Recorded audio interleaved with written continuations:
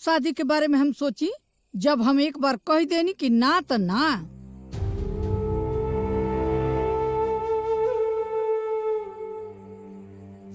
दादी रउआ हमार क्रिया बा, मान जाए नहीं शादी खातिर। कृष्णा के दूसर शादी करा दी।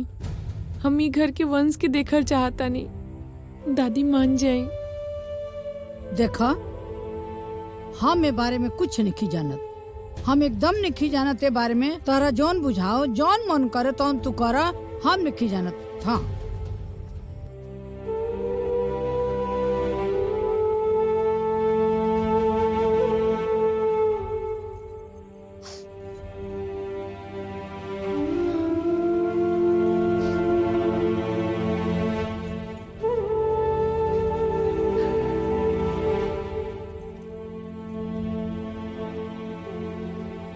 हम दादी के मना लेल बानी शादी खातिर।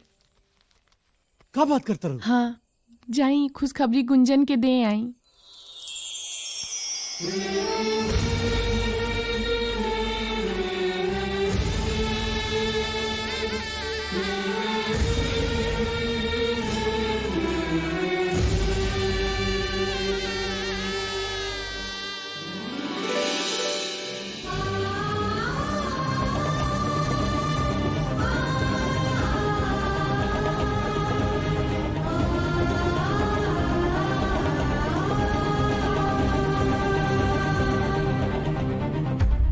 गुंजन के घरे खबर कर दी रहुआ। हम अभी कोनो जुगाड़ करता नहीं।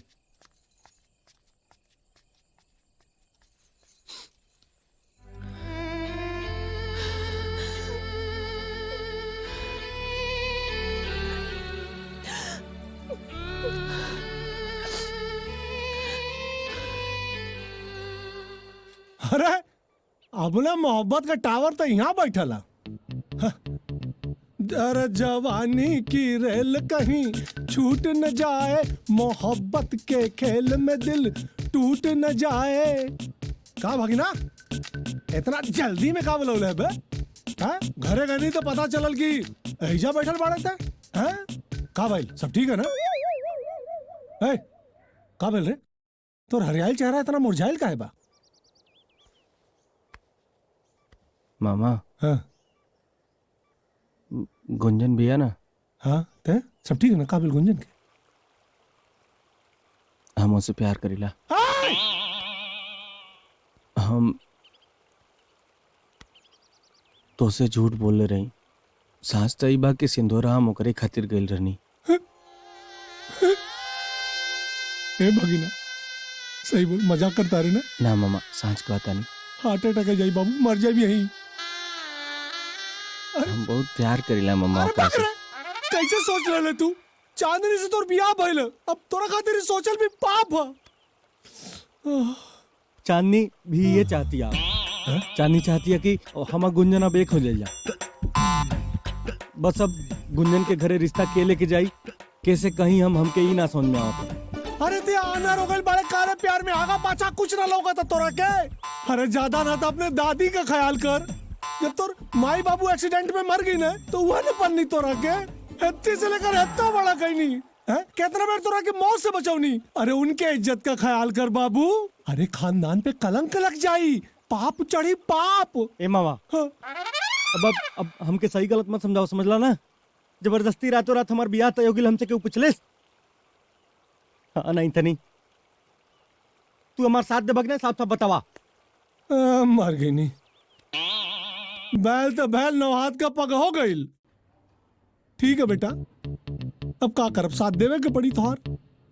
ठीक, लेकिन एक बात कही, तोर क्रिया रे बाबू, हम गुंजन से बहुत प्यार करी ले। अरे मामा, सॉरी मामा। अरे सॉरी कहले से हमार माल हमके मिल ना जाई बाबू। हमार प्यारा मामा तो हार तो भगिन पतो लागी ना। हम वो नजर से ना देख पाई बे बेटा, हमार नजर बदल गई लोकरा के लेके। कोनो बात ना, जा रहल बानी पर ससुर धोखा दे देला सरवा। मामा का चल जा रिश्ते वाले के। अरे चल जाई भाई साहब, कलेजा पे पत्थर रख के चल जाई, कुर्बान कर दे बापन मोहब्बत। मामा हाँ, I love you. I hate you. अरे भगना कहीं के ना छोड़ना, घंटा का जवानी और घंटे का जवानी का रेल। हमें तो अपनों ने लूटा, गैरों में कहा दम था। मेरी कश्ती डूबी वही जहाँ पानी बहुत कम था। अरे लाखन बाबू एजा, अरे पानी अरे रउआ का करतानी? रउआ हमरा से 2 साल जेठ होखब। कौनो जेठ ना है। सब कुशल मंगल बा ना? सब कुशल मंगल बा। आप सुनाई सब ठीक बा? हाँ, यहाँ सब कुशल मंगल बा। राउर बेटी गुंजन नहीं खिलौकती है? गुंजन अंदर बैठल बिया। अच्छा अच्छा अच्छा, एगो खास काम से आयल रही रउआ लगे। कहाँ बताई ना? रउआ के तो पता है कि सरपंच के बिटिया से राउर बेटा का बियाह तय भइल रहे। अब कौनो भी वजह से बियाह ऐन मौका पे टूट गयल, लेकिन अब संयोग देखी वही लड़की से हमरा भगिना कृष्णा का बियाह हो गया। एमे कृष्णा का कौनो दोष नहीं के, लेकिन अब लड़की बाज निकल गई। अरे वंश तो आगे बढ़ावे के बाना, बाज लड़की के घर में बिठा के का कहल जाए? ता हम का सोचनी है कि हमरा भगिना कृष्णा और राउर बेटी गुंजन, अगर ये दोनों का बियाह हो जाए, दोनों एक दूसरे के जाने ले अच्छे से और एक दूसरा से प्यार भी करे न। अगर रउआ के कोनो आपत्ति ना होखे तो रिश्ता मंजूर हो जाए। उहे लड़की के खातिर हमार बेटा के बियाह टूटल रहे। उधर तो हम समझत बनी की, लेकिन कृष्णा और गुंजन के रिश्ता के लेके का विचार बा राउर? ये रिश्ता हमरा मंजूर बा, लेकिन एगो शरत बा। बोली कैसन सर? शरत ई बा कि पहले वो लड़की के घर से निकाले के पड़ी और घर के केहू कबो ओकरा से कोनो मतलब ना राखी। और दोसर शर्त ई कि कृष्णा के सारा धन संपत्ति हमार गुंजन के नाम से होए के चाहिए।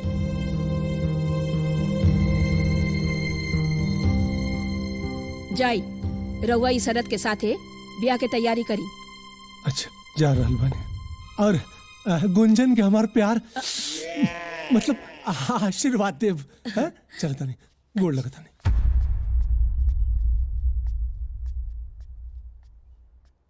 माई ये का कर ताड़ू?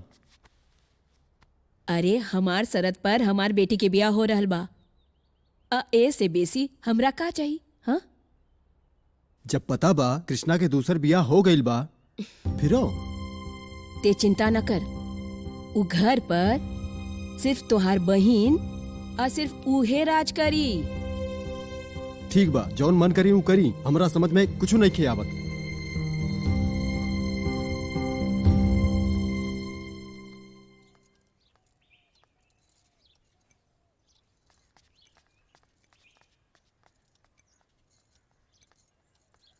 देखा कि जोन घर में हो रहल बानू वो एकदम में ठीक नहीं के हो रहल।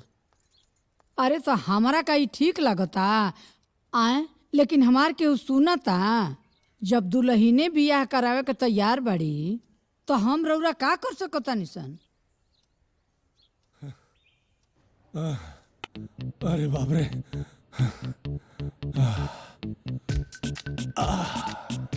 क्या बात बरे, इतना हाफत काहे बाड़े? का हो चमड़ा के जूता सुंघा दिलसी है? गैर तिल कहरू बन के लफंटू सही के आ गई। बियाह तय करके आ रहल बानी। 5 तारीख के कृष्णा का बियाह। ओकरा मालूम बा उ राजी हो गई। अरे हम गइल रहनी, बियाह तय बा, राजी हो गई। हाँ ला तो ठीक बा, बैठ गप कर, चाय पिए, हम चलतनी। नमकीन भेजवा दिए फुआ भीतर। भेजवाओ तनी, खा लिया। अरे डायबिटीज बका तोरा के, शक्कर पिया ना ना में हो? चुपचाप चाय। बिना शक्कर के शक्कर भेज दिया 1 चम्मच। है फुआ?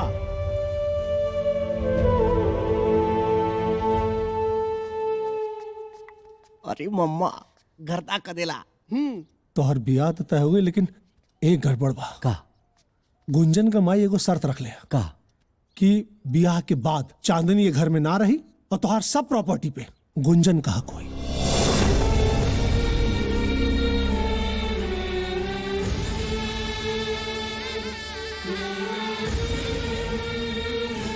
अब हमरा समझ में नहीं क्या की बात चांदनी से कैसे बतावल जाए।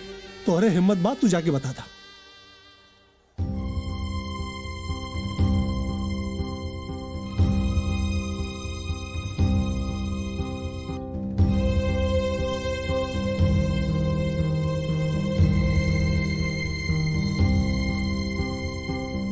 हमार तो दिमाग है ना काम करत बाकी।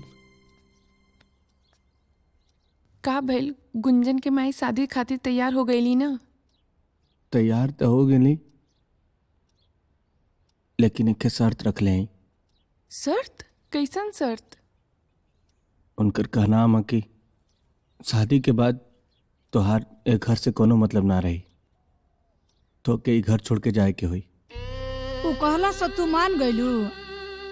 आय शर्त हम रखब, ऊ ना।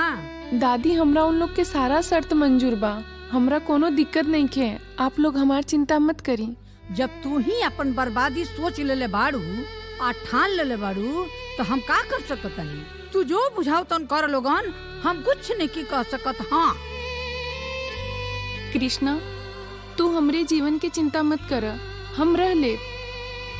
जब तू हमार माई बाबू के बारे में इतना अच्छा सोचला, हमरा से बियाह कैलेला, उनकर इज्जत बचैला, तो ई हमार फर्ज बा कि हम तोरा के गुंजन से मिलवाई।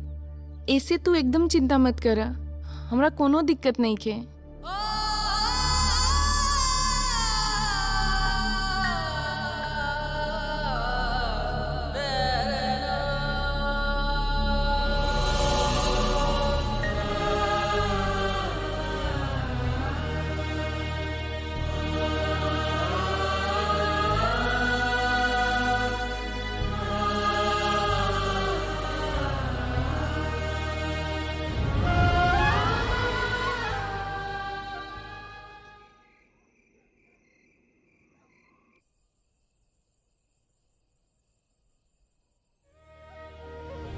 बेटा देखा, एक बात और कहता नहीं कि तू ऊ लोगन के दिल कबो मत दुखैया।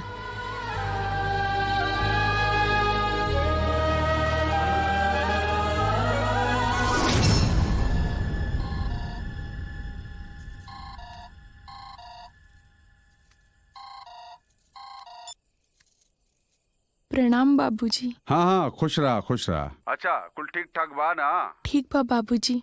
नहीं तोरे आवाज ते तनी कुछ दिक्कत लागत बा। कोनो दिक्कत बा तो बतावा, तार बाबूजी भी जिंदा बाड़े। कोनो दिक्कत नहीं के, हम बहुत खुश बानी। पक्का? हाँ। कृष्णा बाबू कैसे रहा बेटा? तोहार ख्याल वाल रखल है ना? हाँ, वो बहुत अच्छा बाड़न, वो हमार बहुत ख्याल रखलन। सबकी किस्मत में कृष्णा जैसन पति ना होलन। हम तो बहुत खुशकिस्मत बानी कि हमरा के कृष्णा जैसन पति मिलल बाड़न। ठीक है बेटा, सुखी रहा। ठीक बाबूजी, प्रणाम। खुश रहा।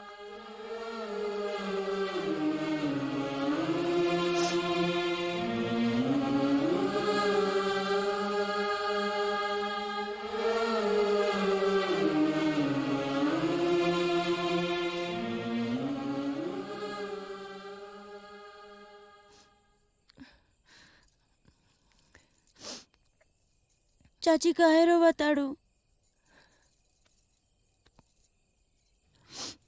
ना बाबू, हम रोवत ना बानी। कहाँ रोवत आनी हम? जा, बहुत रात हो गई बा ना, जा सुत रह। ठीक, जा।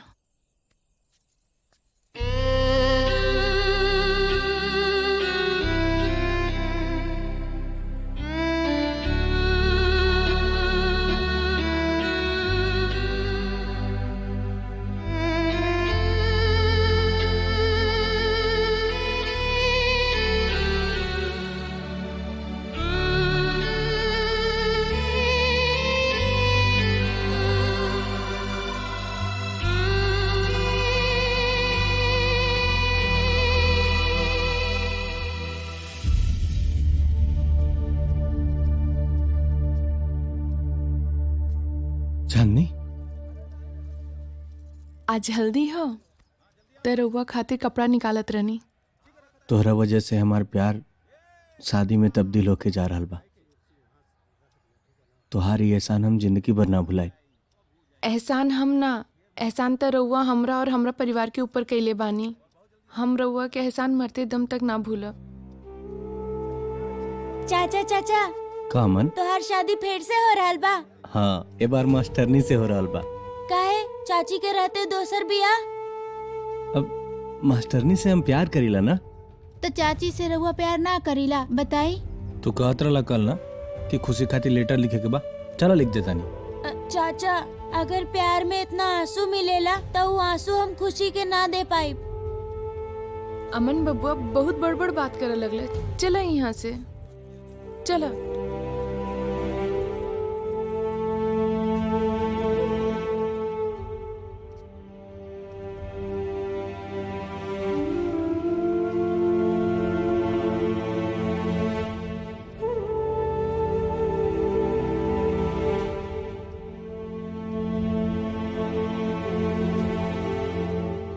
चांदनी, कहीं हमें शादी करके गलत तो नहीं करत?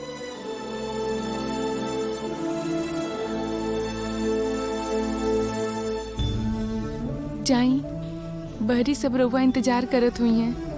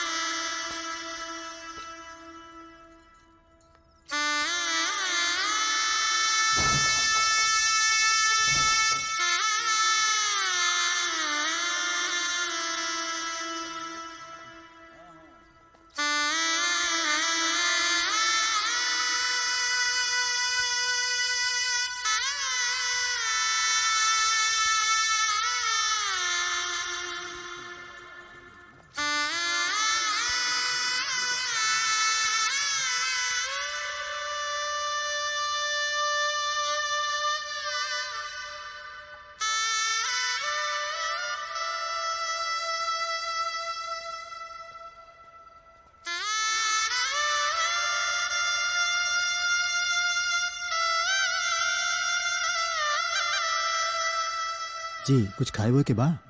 नहीं। ठीक बा।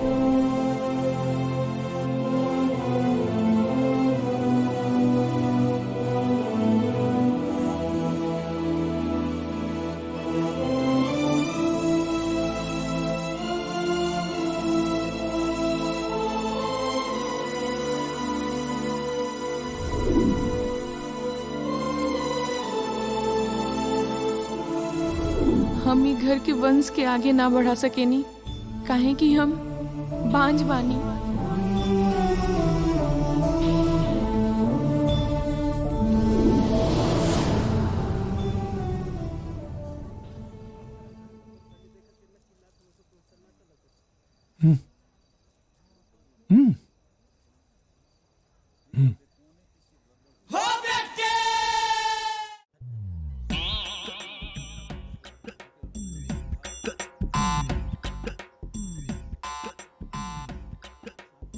नमस्ते मामा जी। बहुत जोर